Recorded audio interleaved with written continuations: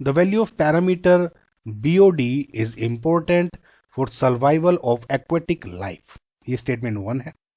And दूसरा, the optimum value of BOD is 6.5 ppm। In the light of the below above statements choose the appropriate answer. अब देखिए, मैं इसमें भी आपको एक्सप्लेन करता हूँ।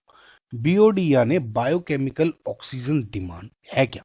देखिए, this is the amount of oxygen gas required by a bacteria to break down any organic matter. For example, ये कोई ऑर्गेनिक मैटर है, ठीक है, ये ऑर्गेनिक मैटर है वाटर के अंदर, ठीक है, समझना है? ये आपका हो गया पानी। तो जितनी, अब क्या होगा, सबसे पहले तो अब ये समझने की कोशिश करिए, अंदर बैक्टीरिया है, इस ऑर्गेनिक मैटर को वे डिके कर रहे हैं, खत्म कर रहे हैं, ब्रेक डाउन कर रहे हैं, समझ आपको? तो अब ये एक तो पहली बात तो एरोबिक हो रहा है, ऑक्सीडेशन, ठीक है।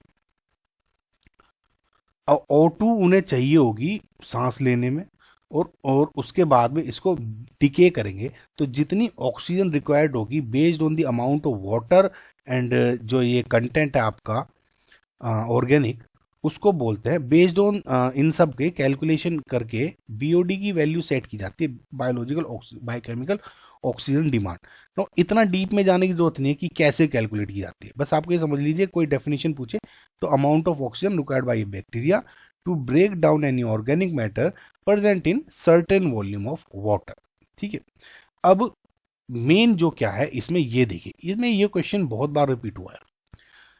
क्लीन वाटर है जो आपका, एकदम क्लीन वाटर यानी ड्रिंकेबल, ड्रिंक करने के लिए योग्य है, जिसको आप ड्रिंक कर सकते हो, उसका BOD कितना होगा? लेस देन और इक्वल्स टू 5 ppm, पार्ट्स पर मिलियन, ठीक है।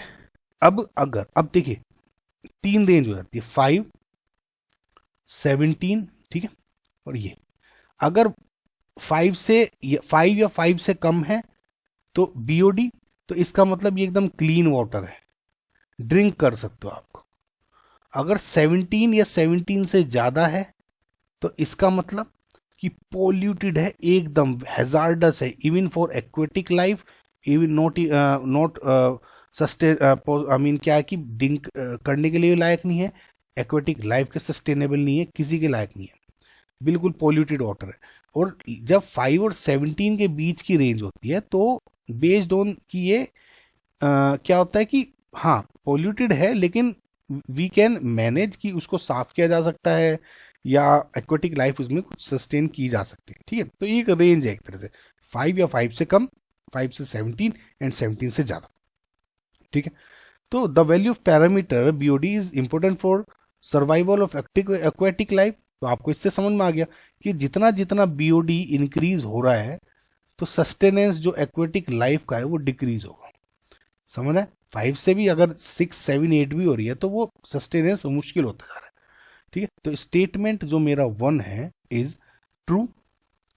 The optimum value of BOD is 6.5 parts पर मिलियन। नाउ अब देखिए, ये थोड़ा एक वेग सा एक वो हो गया, ऑप्टिमम वैल्यू कितनी होनी चाहिए, मैक्सिमम, ठीक है।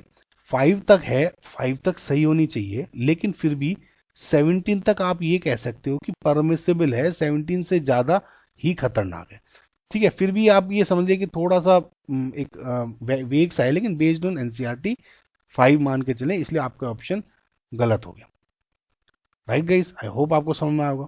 तो आपका जो क्वेश्चन जो आंसर है वो हो गया स्टेटमेंट 3।